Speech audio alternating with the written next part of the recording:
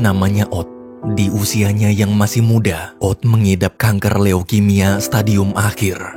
Malam itu di mobil setelah menelpon teman-temannya, dengan sedih Ot menghapus satu persatu kontak di HP-nya.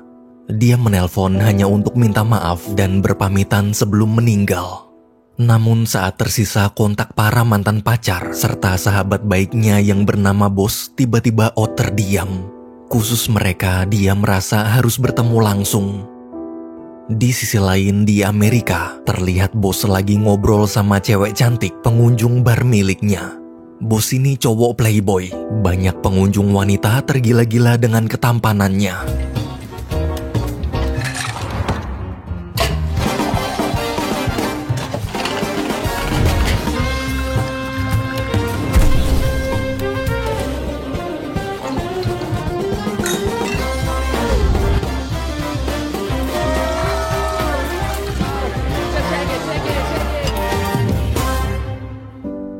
Setelah bar tutup, Bos kaget tiba-tiba Ot menelpon.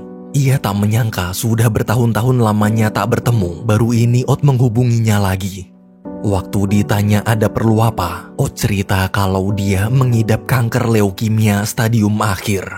Sebelum meninggal, dia mau minta bantuan Bos. Ada hal penting yang ingin dia lakukan. Mendengar itu, Bos kaget. Demi mengabulkan permintaan terakhir sahabatnya, Bos pun bersedia membantu. Beberapa hari kemudian, saat pulang ke Thailand, Bos langsung ke rumah Ot. Ketika bertemu, melihat kondisi Ot yang botak akibat kanker, Bos berusaha menahan sedih. Waktu tahu Bos beneran datang, Ot sangat senang. Mereka berdua lalu saling menanyakan kabar dan ngobrol santai di balkon. Di tengah obrolan, Bos bertanya sebenarnya apa keinginan terakhir Ot sebelum meninggal. Dengan santai, Ot memberitahu dia cuma pengen balikin barang milik mantan pacarnya yang bernama Alice. Karena kata dokter nggak boleh nyetir mobil, makanya dia minta bantuan Bos. Mendengar permintaan terakhir Ot, Bos istighfar. Siang itu juga, tanpa membuang-buang waktu, mereka berdua langsung pergi ke tempat Lestari milik Alice, naik mobil almarhum ayah Ot. Karena ayah Ot dulunya seorang penyiar radio musik terkenal, jadi biar nggak sepi, mereka memutar kaset rekaman siaran sang ayah.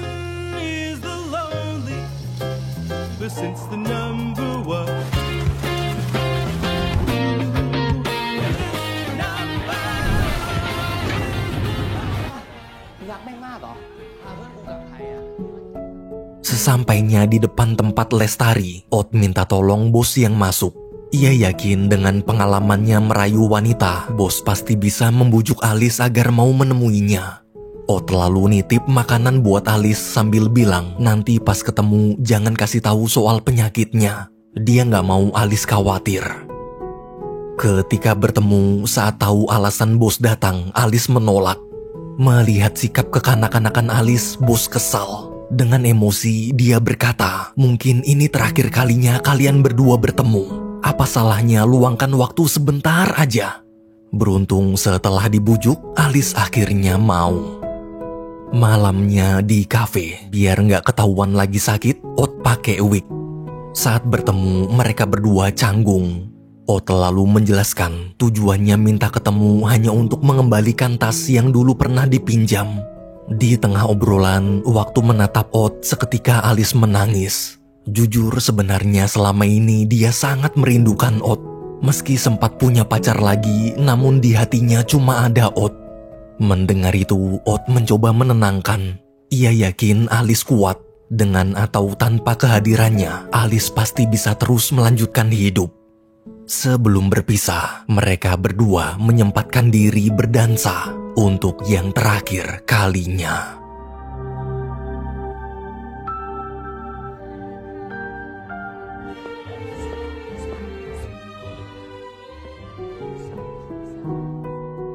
Setelah berpisah dengan Alice, Bos dan Ot membahas rencana berikutnya. Waktu tahu Ot ingin menemui mantan pacarnya lagi yang bernama Nuna, Bos kesal kenapa lebih mementingkan ketemu mantan pacar daripada berobat. Jika berobat pasti ada kemungkinan sembuh. Ot pun cerita dulu ayahnya juga meninggal akibat kanker. Di akhir hidup sang ayah, Ot menyesal tak sempat menemuinya. Karena tahu gimana rasa sakitnya ditinggal orang yang kita sayangi, Ot tak ingin mengulangi kesalahannya dulu. Dia gak mau orang-orang yang mengenalnya sedih saat dia pergi nanti. Melihat sikap keras kepala sahabatnya, bos mau membantu tapi dengan syarat bila semua ini sudah selesai, Ot harus menjalani pengobatan kemoterapi. Ot pun setuju.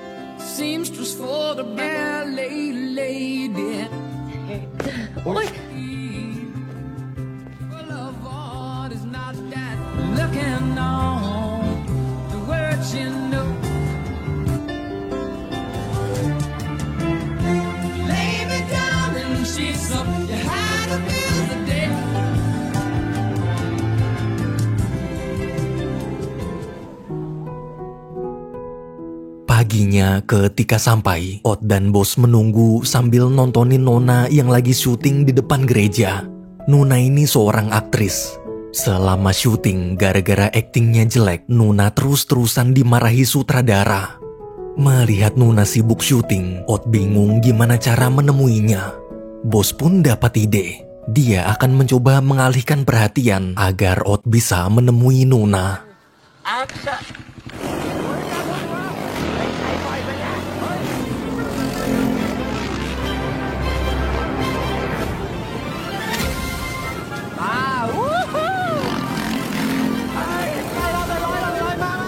Berkat bos, syuting terpaksa ditunda.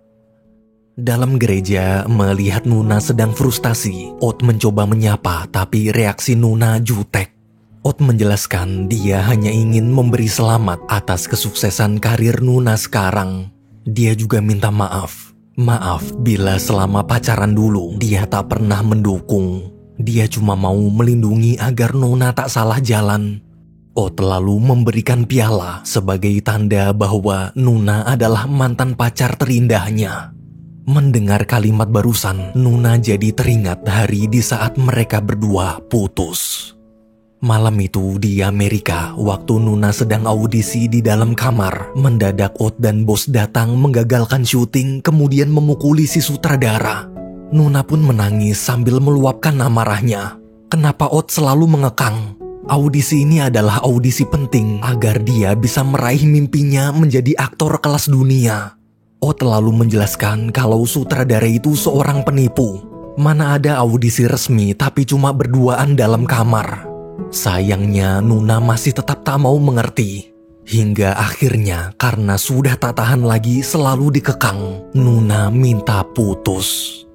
Setelah mengingat kenangan itu, dengan emosi Nuna membanting pialanya dan menampar Ot lalu pergi melanjutkan syuting.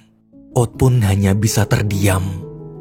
Di depan gereja saat syuting dimulai, Nuna meluapkan seluruh perasaannya ke dalam akting.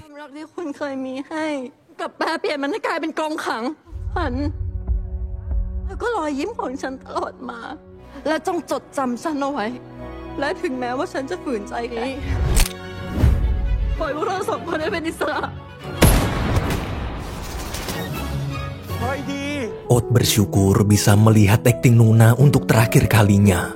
Meski gagal minta maaf, namun dia lega mantan pacarnya itu kini berada di lingkungan kerja yang aman.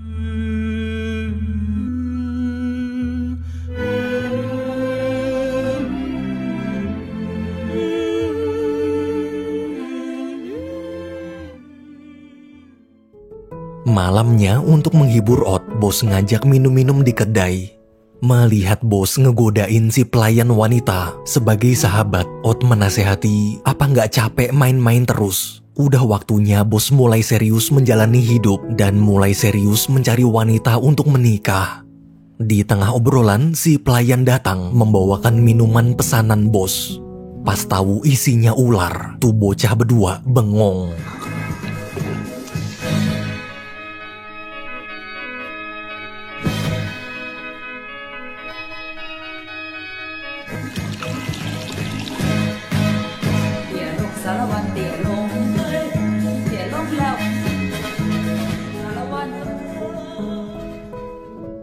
Di toilet gara-gara mabuk parah, bos muntah-muntah. Selesai muntah, saat melihat kondisi Ot, bos kaget. Ot muntah darah dan pingsan. Dengan panik, bos buru-buru membawa ke rumah sakit. Melihat sahabatnya terbaring lemah, hati bos sangat perih. Paginya, waktu lagi nunggu resep obat, tiba-tiba Ot ngajak kabur dari rumah sakit. Kali ini Ot ingin menemui mantan pacarnya yang bernama Rung. Karena tuh bocah keras kepala, mau gak mau bos terpaksa mengikuti keinginannya. Di tengah hujan deras, mereka akhirnya sampai di rumah Rung. Tapi pas ditelepon, Rung bilang kalau sekarang dia lagi di luar negeri. Karena tahu Rung bohong, bos ngintip dari jendela. Sesuai dugaan, ternyata Rung ada di dalam. Bos pun memberitahu Ot udah jauh-jauh datang ke sini. Ia mohon tolong temui Ot sebentar aja. Pertemuan ini mungkin akan jadi pertemuan terakhir kalian. Sayangnya, Rung tetap menolak. Sambil menangis, Rung berkata, Ot terlambat. Setelah sekian lama dia menunggu, kenapa baru sekarang? Kini dia sudah bersuami dan punya anak. Ia tak ingin lagi teringat masa lalunya bersama Ot. Mendengar penjelasan itu, bos mengerti lalu pergi.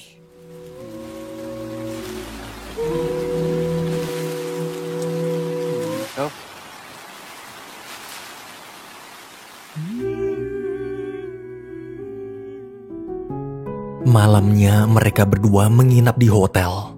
Saat bos masuk duluan memesan kamar hotel, di mobil Ot memutar kaset siaran radio terakhir sang ayah. Waktu melihat foto ayah, seketika Ot teringat masa lalunya. Sekarang dia sadar bagaimana sakitnya hati ayah saat dulu Ot tak mau menemui di akhir hidupnya. Sambil menahan sedih, Ot terus mendengarkan kata demi kata siaran radio terakhir sang ayah. Esok paginya mereka berdua pergi ziarah ke makam ayah. Selesai ziarah dan mengambil abu jasad ayah, mereka pun pulang. Ketika melewati jembatan, Ot mendoakan lalu menaburkan abu jasad ayah. When you found, but I'm happy. Oh, that it's not easy. Think of every time. Think a lot. But he'll be here tomorrow. No, all the time, but it's harder to wait. I'd agree, and I know. Setelah menghapus semua nomor kontak di HP, kini hanya tersisa nomor bos. Di tengah perjalanan, mendadak bos bilang dia mau ngajak ke rumah masa kecilnya. Sudah 10 tahun dia nggak pernah pulang. Ot pun setuju. Malamnya saat sampai, Ot kagum ternyata bos tinggal di hotel mewah. Namun bukannya senang, bos justru terlihat sedih. Dia teringat kenangan 10 tahun lalu waktu masih SMA.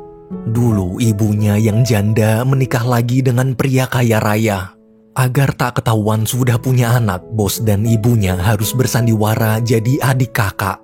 Saat melihat sang ibu berfoto bersama keluarga barunya, bos cuma bisa menahan sedih. Pas naik lift, Ot mencoba menghibur dan ngajak ke bar. Dia pengen banget nyobain minuman buatan bos untuk terakhir kalinya. Di bar hotel, bos membuatkan 3 minuman yang dia buat khusus sesuai cerita mantan pacar Ot.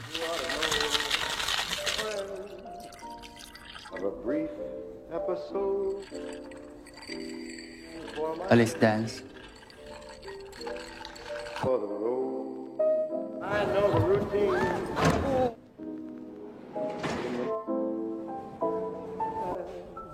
Đi. สาขา Best Girlfriend. One more for the road. I'm in New York. You never know it. I got a lot. Selesai mencicipi semua minuman, Ot minta tolong buatkan 1 minuman khusus mantan pacar terindah bos, yaitu wanita bernama Prim. Wanita yang dulu bos temui di bar ini. Mendengar ucapan Ot, bos terdiam lalu teringat hari pertama kali dia bertemu Prim. Malam itu setelah acara pernikahan ibunya selesai, bos ke bar untuk menenangkan pikiran. Saat Prim sedang membuatkan minuman, melihat kecantikan dan perhatiannya, seketika bos jatuh hati. Semenjak pertemuan itu, hampir setiap hari mereka berdua menghabiskan waktu bersama.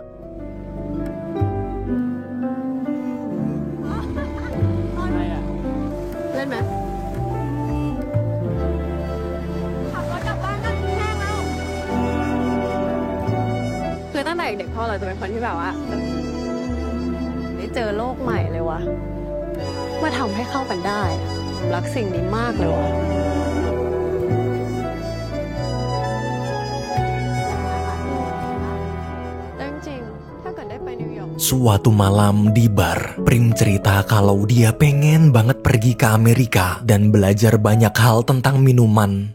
Prim punya cita-cita mau membuka bar sendiri yang akan dia beri nama One for the Road atau Setengguk Perjalanan. Mendengar cerita Prim, bos mendukung dan berjanji akan terus menemani sampai mimpi itu terwujud. Hari demi hari berlalu, hubungan mereka semakin dekat. Hingga akhirnya, meski umur Prim lebih tua, bos memberanikan diri menyatakan perasaannya. Karena Prim juga suka, mereka berdua pun pacaran. Keesokan sorenya di pinggir pantai, bos cerita ke Prim kalau ibu mau mengirimnya kuliah di Amerika. Sambil menangis, bos meluapkan seluruh kekecewaannya. Dia merasa seperti anak yang dibuang. Walaupun semenjak ibu menikah dengan pria kaya, hidupnya jadi berlimpah harta, tapi jauh di lubuk hati bos menderita. Prim pun berusaha menenangkan dan bilang kenapa bos nggak pergi aja ke Amerika. Toh ini kesempatan bagus. Sekarang uang tabungan Prim sudah cukup. Daripada menderita di sini, lebih baik kita berdua pindah dan hidup bersama di Amerika. Mendengar ucapan Prim, bos lega.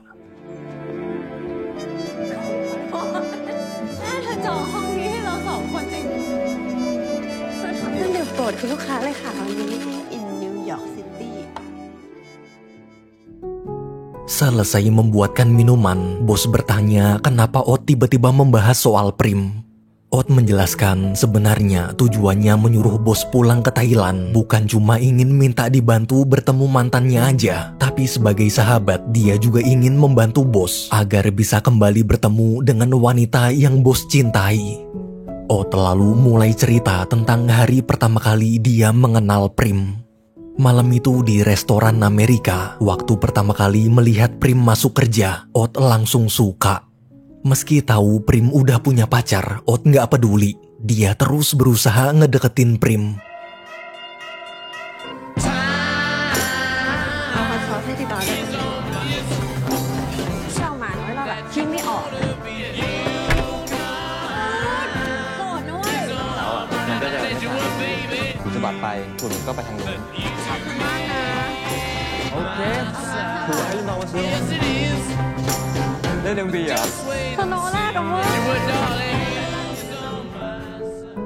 Suatu malam saat pulang kerja, Ot memberitahu kalau bar milik temannya sedang buka lowongan bartender. Karena tahu Prim pernah punya pengalaman jadi bartender, Ot menyarankan kenapa nggak coba melamar ke sana. Beruntung setelah dites membuat minuman, Prim diterima kerja. Namun gara-gara double job, bekerja siang malam dan selalu lembur, Prim jadi tak pernah punya waktu untuk pacarnya, yaitu bos. Hubungan mereka berdua pun mulai renggang.วันๆเธอทำอะไรบ้างเธออยู่ไงแล้วก็มีวันว่างตั้งเยอะตั้งแยะแล้วเวลาของเธออยู่ไหนวะแล้ววันนี้ได้เทรนที่บาร์นี้แล้วอ่ะ Hingga suatu malam, ketika Prim sedang sibuk melayani tamu, mendadak bos datang ke restoran. Saat melihat pacarnya digodain tamu, bos kesal. Dengan emosi, bos menunjukkan bukti transfer di rekening Prim lalu bertanya, dari mana bisa dapat uang sebanyak itu padahal cuma kerja jadi pelayan. Waktu ngobrol di luar, Prim akhirnya jujur. Sebenarnya uang itu adalah hadiah karena dia telah berhasil membujuk bos agar mau pergi ke Amerika. Prim pun menangis sambil terus minta maaf. Ia terpaksa menerima uang dari ibu bos agar bisa pergi ke Amerika juga. Mendengar penjelasan Prim, bos syok. Malam itu juga hubungan mereka berdua berakhir. Semenjak putus karena tak punya tempat tinggal untuk sementara, Prim menumpang di apartemen Ot. Dia juga resign dari restoran dan memilih fokus bekerja di bar aja. Sedangkan bos, hampir setiap malam dia selalu mabuk di seberang restoran seakan masih sayang, tapi juga masih kecewa. 1 bulan kemudian, suatu malam Prim ada jadwal kompetisi bartender. Waktu Prim sedang bersiap-siap ingin berangkat, Ot memberanikan diri menyatakan perasaannya. Namun Prim menolak.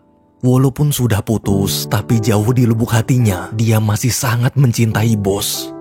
Ot di situ kecewa. Padahal dialah yang selalu ada untuk Prim. Dia juga yang selalu mendukung cita-cita Prim. Tapi kenapa dia tak bisa menggantikan bos?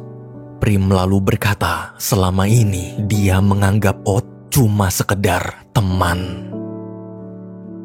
Setelah cintanya ditolak, Ot pergi menemui bos yang sedang galau di seberang restoran.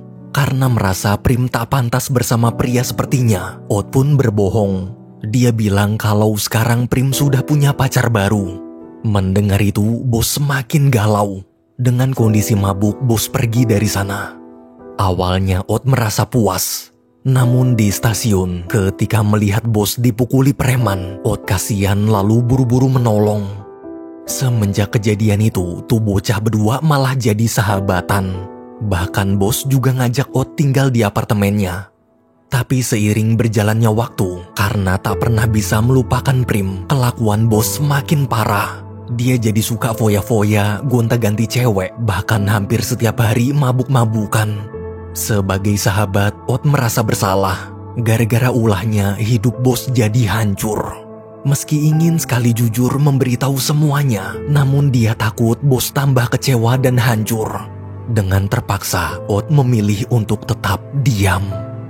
Di bar, setelah mendengar semua pengakuan Ot, bos benar-benar kecewa.